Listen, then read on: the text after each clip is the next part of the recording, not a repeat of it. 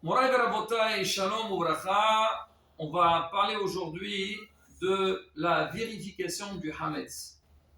Alors, la Mishnah elle dit Or l'herba asar, la nuit du 14, on doit vérifier dans tous les endroits où on est censé d'avoir du Hametz là-bas. Une fois qu'on a fini de vérifier, on doit faire ce qu'on appelle Bi'ur Hametz. Alors, Shulchan Aruch, donc il rapporte cette halakha que la veille de Pessah, la nuit du 14, il faut faire la vérification. Maintenant, quand on fait la vérification, c'est à la sortie des étoiles.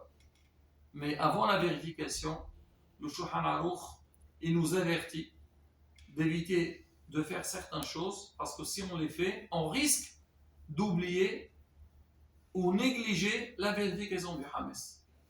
C'est, on dit, parmi les choses qu'on n'a pas le droit de faire, c'est par exemple manger. On n'a pas le droit de manger une demi-heure avant l'heure de la vérification du Hametz.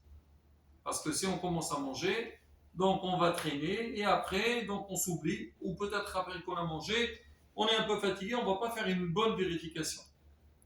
On fait la vérification, on finit ce qu'il faut et après on passe à table. Surtout ceux qui ont l'habitude de faire des grillades, donc la veille de Pessah, alors la bouteille, c'est après. Maintenant, si c'est difficile, parce qu'il y a les enfants et ça fait, surtout en France, c'est tard de faire la vérification, alors on fait un peu tôt, on mange un peu tôt et on finit quand il fait encore jour. On va à la synagogue, on fait minha à 8, on rentre à la maison, pile à la sortie des étoiles, on commence à faire une vérification. C'est pareil aussi, si on a autre chose, quelqu'un à faire un travail, on dit toute chose qui peut nous préoccuper, il faut éviter de le faire pour ne pas retarder la vérification du Hametz. Alors la vérification, comment elle se passe? Alors, il faut faire une bracha qui s'appelle Al Bi'ur Hametz. Bi'ur, c'est quoi? C'est exterminer. Alors maintenant, il y a certains qui ont l'habitude de mettre des miettes. Pas certains, c'est marqué ça dans la halakha, des miettes dans 10 miettes. 10 morceaux. Ouais. 10 morceaux. Dans un papier aluminium. Bon, alors, juste en papier aluminium parce qu'ils ont peur que ça tombe. Ouais. Maintenant, faire attention, quand on fait dans le papier aluminium, après on va brûler, ça ne brûlera pas du tout. Maintenant, si tu fais dans le papier aluminium, après quand tu vas brûler, enlève le papier aluminium, comme ça tu es tranquille pour le faire. Maintenant, mais il faut savoir une chose, quand on fait ces morceaux-là, il y a beaucoup y pensent, c'est quoi la vérification? On va prendre les 10 morceaux et on les met ensemble, on les brûle, on a fini la mitzvah. Non, c'est pas comme ça que ça se passe. On les met d'accord, mais il faut vérifier partout dans la maison. C'est vrai que les femmes, où on a bien vérifié, on a tout nettoyé, mais on ne sait jamais. Peut-être on a oublié quelque chose quelque part. Donc, si jamais on la trouve, alors on doit l'exterminer. Ah, si on trouve un autre... Bien sûr, le but c'est pas trouver les 10 morceaux. C'est vrai, nous on dit les 10 morceaux parce que normalement la maison, elle est propre et rien, mais on ne sait jamais. Et la preuve que beaucoup de fois, pendant la fête de Pessah, il y a des gens qui disent « Oh là là, j'ai trouvé un morceau de gâteau, j'ai trouvé une bouteille de whisky, j'ai trouvé du Hametz à la maison. » Comment ça se fait si on a tout nettoyé? C'est que des fois on oublie, et surtout les enfants. Alors des fois ils mangent et donc ils font tomber un morceau de Hametz quelque part. C'est-à-dire au moment de la vérification. Alors, comment ça se passe? Donc on dit c'est les oraner avec la lumière d'une bougie. Alors on fait la bracha et on commence à chercher partout, dans tous les endroits qu'on pense que c'est possible qu'il y ait du Hametz là-bas. Si jamais on a trouvé, donc ceux-là, on les prend on va les brûler plus tard. Maintenant, si on n'a pas trouvé, donc nous, en fait, c'est quoi la mitzvah? C'est chercher pour trouver si jamais il y a du Hametz. On n'a pas trouvé, c'est pas la fin du monde. Maintenant, ceux qui ont l'habitude de faire ces morceaux-là, donc il n'y a aucun problème, peuvent le faire. Même que certains rabbanim, ils ne sont pas très d'accord avec cette manière de faire parce qu'ils pensent, si on va mettre les morceaux, on ne va pas vraiment vérifier. On va aller directement, et certains disent, oh tu as mis ce morceau, oh tu as mis ce morceau. Des fois on oublie même. Hein? Des fois on oublie. Pas qu'on oublie, mais des fois les gens ils pensent, le but c'est quoi? Ces morceaux, les prendre. D'accord, il faut les prendre. Mais il n'y a pas que ces morceaux qu'il faut voir, il faut vérifier dans toute la maison. D'accord? Alors maintenant, l'obligation, elle est sur le Ba'al Habayt, le chef de famille, que lui, il fasse cette vérification. mais les membres de famille, ses enfants, donc ils vont avec lui. Maintenant, si on a une grande maison, et c'est difficile que le chef de la famille, il va vérifier partout, on peut se dispatcher la tâche, alors lui, il va faire la bracha, après on dit, toi, tu vas dans la chambre à coucher, toi, tu vas à la cuisine, toi, tu vas dans tous les endroits de la maison, chacun, il vérifie bien, après la bracha du Baal Habayit, une fois qu'on a tout fini, donc on va faire le bitul. Alors maintenant, il y a deux minhagim. Alors, en règle générale, dans toutes les familles, alors on va vérifier, mais on brûle le lendemain matin. Alors le minhag de Djerba et certaines communautés, ils brûlent le soir. Nous, on a ce minhag-là, on brûle le soir. Donc on a fini, alors on va faire ce qu'on appelle le bitul. Alors le bitul qu'on va faire, on va annuler. Parce que, en fait, cette halakha de vérification de Hametz, on doit faire la bdiqa, la vérification, et aussi le bitul. C'est-à-dire, on vérifie qu'on n'a pas du tout de Hametz à la maison. Et même si on n'a pas trouvé de Hametz, ou on a enlevé le Hametz qu'on a à la maison, on doit annuler. Parce que, peut-être, il y a du Hametz quelque part, et on l'a pas trouvé. Et alors, et si le il est chez moi à la maison, j'ai possédé du Hametz dans mon domaine. Et c'est marqué Balira et Balimatse. Il ne faut pas qu'on voit du Hametz chez nous, et il ne faut pas qu'il se trouve non plus. Alors maintenant, si on a du Hametz à la maison, on a fait un Avera. On a été envers sur un lave. Alors qu'est-ce qu'on fait? On fait le bitul pour dire que quoi, si jamais il y a du Hametz, donc ce Hametz il ne m'appartient pas, et on le considère comme si c'était Afra Dera, comme si c'était du sable. Le soir, quand on va annuler, on doit dire que j'annule le Hametz que je n'ai pas vu. Mais le Hametz que je vois, surtout après qu'on a fini la vérification, on va manger. On va manger le repas du soir.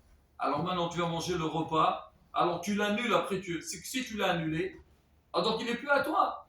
Alors qu'est-ce qu'on fait? On dit Kol Hamera, tout Hametz que j'ai dans ma possession, que je n'ai pas vu, de la Hazé ou de la Béarte, que je n'ai pas vu ou je n'ai pas. Non, ça, il est avec Abadara. Mais le Hametz que je vois, c'est le lendemain matin qu'on va l'annuler.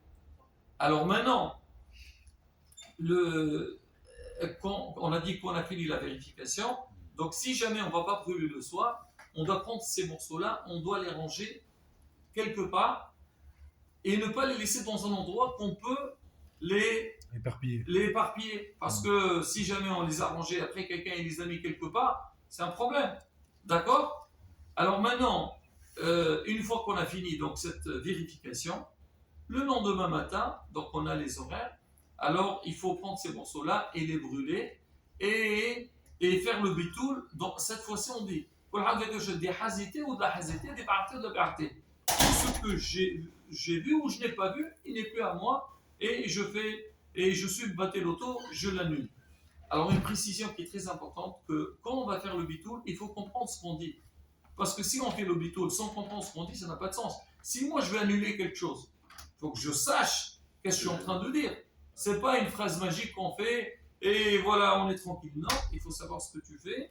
Et tu dis que ce Hametz-là ne t'appartient plus et il est considéré comme le sable de la terre. Voilà, Rabotai, ça c'est en gros donc la version. Maintenant, où il faut vérifier, on est dit à la maison, même dans notre magasin, dans la voiture, tout endroit, tout endroit qui nous appartient, on doit faire le bitul. Alors maintenant, je précise. Vas-y, dis ta question après. Celui qui part en vacances. Ah voilà, très bien. Je devais parler de ça. Alors maintenant, pour les gens qui partent en vacances. Il fait l'hôtel. Non, justement. Alors maintenant, si quelqu'un, lui, il a vendu sa maison. Ouais. Il dit, moi je vais vendre tout ce que la Hametz que j'ai à la maison. Il n'a pas d'obligation de vérifier chez lui. Ah ouais.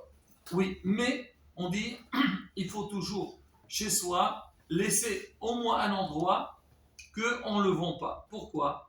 Première chose, pour faire la mitzvah de vérification.